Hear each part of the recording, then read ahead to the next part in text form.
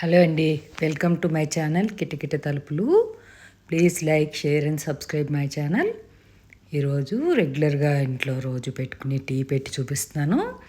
అదే చిన్న టిప్స్తో చూపిస్తాను. ఆ టీయే ఇంకా టేస్టీగా ఎలా పెట్టుకోవచ్చో చూపిస్తాను.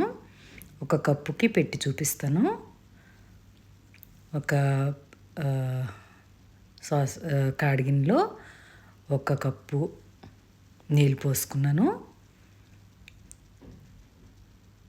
స్టవ్ మీద పెట్టి దానిలో మూడు టీ స్పూన్లు టీ పౌడర్ వేసాను. టీ పౌడర్లో 2 రకాలు ఉంటాయి, పిల్లలకి తెలీదు. డస్ట్ టీ అని ఉంటుంది, లీఫ్ టీ ఉంటుంది.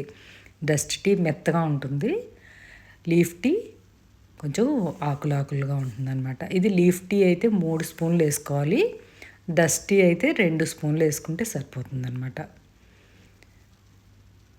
ఇది మూత పెట్టేసి సన్నం సెక మీద ఉంచేస్తే మరుగుతూ ఉంటుంది. ఒక 1/2 కప్ అయ్యే వరకు అలా మూత పెట్టి మరగనివ్వండి. ఒకసారి చెక్ చేసుకోండి, మధ్యలో మళ్ళీ మూత పెట్టేసుకోండి. మరిగిన తర్వాత ఆపేసి ఒక 15 మినిట్స్ పక్కకు ఉంచేసుకోండి.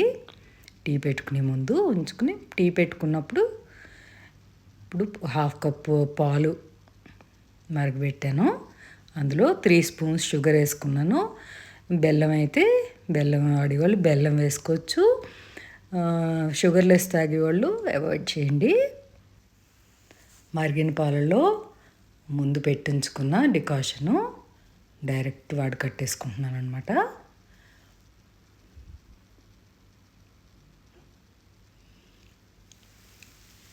అది బాగా కలుపుకుని మళ్ళీ ఒకసారి బాగా వేడెక్కనివ్వండి.